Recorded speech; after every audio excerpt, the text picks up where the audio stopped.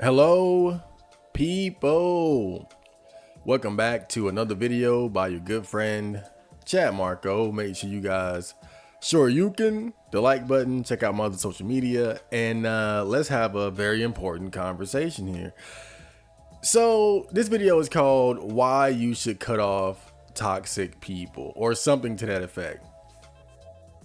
And this is something that I've noticed about myself throughout the years, is that I'm very quick to cut people off sometimes. People who disrespect me, or people who I think are just better left to their own devices, if you will. And what is a toxic person? A toxic person is just somebody that wherever they go, they bring negativity, they bring turmoil, drama, chaos, destruction, pain, hurt, etc. And oftentimes toxic people are like, it's a term that's often used in regards to intimate relationships, but I think it can also apply to like friends, family, and things like that. And so why am I this way? Why am I the type of person that is very quick to cut off people when I start to begin to see that they're toxic? And I think this is something that really goes back to my childhood. You guys know I did the podcast about my step nigga or my mom's ex-husband, who is now deceased. He was a drug addict, an overall tyrant and terrible person. But I was witness to the ups and downs and turmoil of their relationship when I was a kid. And I can remember the first time I saw them have a big fight or an argument. And I think I was in about third grade when it happened. And I just remember it disturbed me so much. It disturbed me to my core. It bothered me, right? Because this is my mom, and this guy is, disrespecting and being aggressive towards her. And I can remember in that moment when I saw that, I had already made up my mind about him. I knew he was the enemy. I knew he was someone not to be trusted. I knew my mom should not deal with him. And, I tried to stand up for her, and she kind of got between us. But even then, I already knew. And as it would turn out, I was exactly correct. Throughout the duration of their relationship and all the ups and downs and craziness, he never changed for the better, right? It was just this constant up and down, ebb and flow of peace into chaos and negativity. And it was like that until the very end. And I think seeing that really had an effect on me. It made me not want to end up like my mom or anyone like her, anyone that would stay in a toxic relationship that would never really change for the better. And one thing that I know about life is that people are who they are, right? And what I mean is, it's not to say that people can't change or that people don't change for the better, right? I've changed. But the thing is, it's taken me years to change for the better. It takes a long time to change. And I think that's one of the main reasons why you have to really cut toxic people off early. Because for someone to do something significantly wrong to you, that's coming from somewhere deep within themselves and their character, right? And you can apologize and shit all you want, but it takes a lot more to actually change whatever is going on inside of you that caused you to commit those harms or hurts to other people. People are just who they are. And you got to ask yourself, do you have the time? Do you have the 4 and 5 and 6, 7, 8 years to invest in somebody, waiting for them to change for the better, and not even knowing if they really are? And just hate to say it, but oftentimes in my life, I've just noticed people tend to be who they are and change very little throughout the years. And I think another reason why I tend to be so merciless when it comes to cutting people off, because some people might even think I'm too quick to cut people off at times. It's something that I've done throughout my life, right? With I've never been in a relationship, but with friends and family, it's happened definitely on more than a few occasions where I've just straight up cut people off for good. And one of the reasons why that I'm so merciless about it is because I just feel like there's no excuse. There's no excuse to hurt people. To me, it's way too easy not to hurt people. It's way too easy to respect people. I'm not saying that I'm perfect, but I know that I've never gone to the extremes that I've seen, like what other people do in their relationship, right? Like, for example, I got a friend, his girl one time like came and dumped all his clothes in the street or some shit like that. Like right? just absolute crazy foolishness, right? And then people tolerate that kind of behavior, right? They stay in these kind of relationships.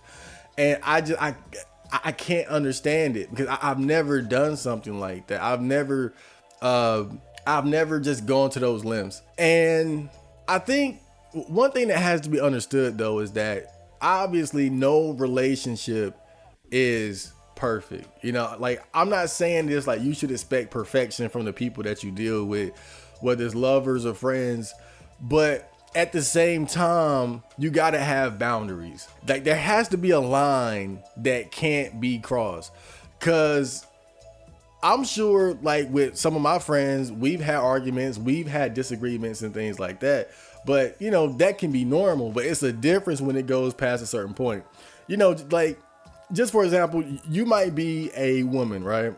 And one of your boundaries could be like, I don't care if a man ever hits me, I'm breaking up with him. That's it. Like, I don't care how many kids we got. I don't care if we married. If a man ever puts his hands on me, I'm leaving him. Or you could be a man and say, if a woman ever cheats on me, I'm leaving her. So you got to know who you are and you got to know what your personal boundaries are. So you know the difference between, okay, this is just the normal part of a relationship where people sometimes don't get along, versus this person is actually trouble and is going to make my life worse than what it already is. And to me, I think one of the best ways to identify somebody that's really toxic, somebody that you really shouldn't deal with, is when they do things with the intent to harm. To me, that's the most telling thing. When they do something where they're intentionally trying to harm you, whether it's physical, whether it's verbal. Sometimes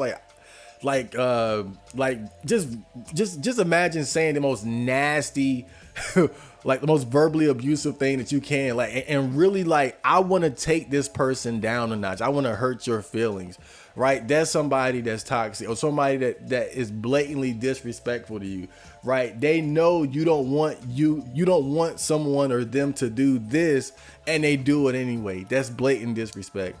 It's like, I have a very good friend, and we haven't always gotten along. We've had disagreements and battles and shit like that. But one thing I can honestly say about the two of us is that I can't ever think of a time where we ever did anything with the intent to harm each other, right? We kind of just had the normal battles of just guy friends, right? The boys being boys. But I can't ever imagine or think of a time where I woke up and say, you know what, let me hurt him. I played pranks and shit like that, but never like, let me really hurt this person, right? And sometimes it's not even done with intent either, though. This is also important because some people just lack emotional self-control, but these people can be equally, if not more, dangerous and should still be avoided, because lack of self-control is really just not an excuse. Part of being an adult is developing that self-control so that you don't hurt people. But I think one of the clearest examples of how extreme I am with this has to do with one of my nieces, right? So I have two nieces that are from my sister, right? And I have an older niece, she's a teenager now, and I have a younger niece who's like a toddler, like 4 or 5. I don't deal with the younger niece at all. I don't talk to her. I don't look at her. I don't acknowledge her. I cut her off because I identified her as toxic. And and you might be thinking, well, Chad, how could you? Hold up now. Hold up now. And I think what's funny about this situation is that it sort of mirrors the situation when I was a kid, and how I was able to correctly identify my step nigga as a toxic person not to be dealt with. And now I'm an adult looking at a child who is a toxic person not to be dealt with, which again might sound kind of crazy, but it's absolutely true. And so basically, you know how it is in the black community, you have a lot of broken homes, and kids raised by single mothers tend to have behavioral issues, to say the least. And my younger niece, I don't know what it is, but her behavior problems are just so much more extreme than what my other nieces were. And I always tried my best to get along with her because I really wanted to establish a similar kind of relationship with her that I have with my older niece. But she's just on a different level in terms of the toxic corruption of her being. I don't know what it is. And she would just continually like disrespect me.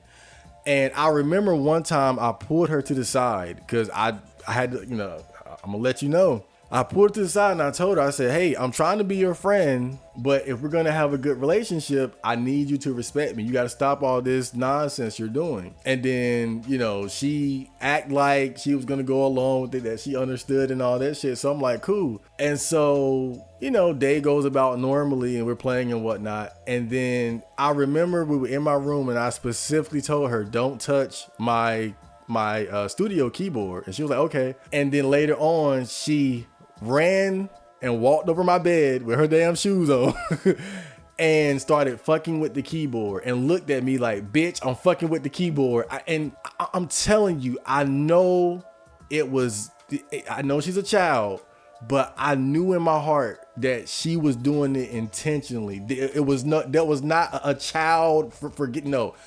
She knew she went exactly for what I told her not to do and did it. Then looked at me like, yeah, nigga. Right. But it wasn't even just that, right? As she was leaving my room, I said bye. And then she looked back at me and she said, shut up, boy. And I'll never forget the look in her eye. I remember in that moment, I saw an adult toxic woman. I saw a grown ass toxic woman. And what is the problem with women who are toxic, especially in relationships? They don't have respect for men because nobody has ever really properly dealt with them. Because if you hit them, if you yell at them, if you argue with them, they win because you're playing into the drama and the chaos that they want. They're agents of chaos. And if you do nothing, they win because they get to continue to disrespect and walk all over you. She had no idea what was coming. Right then and there, I made up my mind that I don't care what nobody say. I'm not dealing with this girl anymore. Cause I could tell right then and there, she took my kindness for weakness. And that's why she was continuing to disrespect me. And so after that, she would come over and I don't look at her. I don't acknowledge her. I don't talk to her or nothing like that. And she comes knocking on the door. I don't nothing, right? And I know that my mom and my sister, they look at me like I'm crazy, like, oh, why he being so petty? And these are the same motherfuckers who get caught up in toxic relationships because they allow people to continually disrespect them. They don't even understand how to deal with toxic people. They don't even know how to deal with a toxic child. And then you guys might be thinking the same thing, but look, this is what happened later on, right? So a few months later, again, remember, I'm not dealing with her or nothing like that. Okay, then remember, I'm Mr. Petty, right? One day she comes over, she knocks on the door. I don't say anything. I ignore her as usual. Guess what happened? She kicked the fuck out my door. She said, boom, and then walked away. And right there, I knew I made the right decision. Cause see, the thing about a toxic person is that their apologies are not sincere. A toxic person apologizing is part of the cycle. That's how you get stuck in the cycle. They hurt you, they disrespect you, there's chaos, there's a temporary separation, and then they offer fake apologies to try to get back in your good graces. But see, the thing is, the worst thing you can do to a toxic person is to actually deal with them effectively, which is to cut them off. When you cut a toxic person off and they realize that the apologies aren't working, that's when they go into attack mode out of frustration. They start to realize, I can't get back in their good graces. What can I do? Oh, I want to hurt this person so bad. That's how toxic relationships works. That's why, whenever we talk about his relationship, I always tell him it's gonna get worse before it gets better. The reason why I always tell him that is because when you're dealing with somebody who's toxic, the worst thing you can do is to cut them off and mean it. Because once they realize it, they become so frustrated and they feel like they have to hurt you. Because now they realize I'm never gonna get back in position to hurt this person and get them caught up in my book. Look, again, I don't understand what makes people think this way. I just notice this is what they do. And it's really like the death throes of a toxic relationship, right? When you are finally serious about not dealing with somebody, and depending on their level of toxicity and evilness, they might become vindictive and try to hurt you. So when my niece kicked my door, that was out of the frustration of realizing, damn, like I can't I can't get to him anymore, right? It's really over. And I hate it. I hate to say it because she is a child, but you are who you are. Unfortunately, what we're seeing with her is like Kid Boo before he grows into Super Boo. That's what she's more than likely going to be, another toxic woman who's going to disrespect and walk all over dumbass niggas that don't know how to deal with girls like that. But she's not going to do that with me. I don't care. And I always say this. I don't care if you're a child. I don't care if you're an adult. I don't care if you're a man, a woman, a friend, family, lover. I don't care. I would cut my mama off and she know that. I would cut my own mama off and she know that. My mom, everybody knows how the fuck I am. I don't play that shit. And the thing is, it's not about being mean. It's not about being nasty. It's a necessary life skill because you do not want to waste time and energy on toxic people. And the more you, especially when you're talking about intimate relationships, romantic relationships, because those are even more difficult to navigate because of the way people tend to merge their lifestyles together. You move in with them, you have kids with them, you marry them, you share bank accounts. That's when it's even worse, because when you want to leave, it becomes so much harder. Right? It becomes so much difficult to get out of that situation because you guys have your lives are basically combined, like mixing color paints together or something, right? It's something I barely wouldn't even think about. That's part of the reason why I don't worry about relationships right now, because it's so much easier to cut off toxic people when it's just friends and family and shit like that. But I'm just telling you guys, man, you do not want to waste your time and energy on toxic people. And on top of that, they're dangerous. Toxic people are dangerous. It's better just to get rid of them as early as you can, endure when they go into attack mode and try to hurt you, and just keep moving on the best you can. I hope you guys enjoyed that video, and I will see you on the next one. So, China.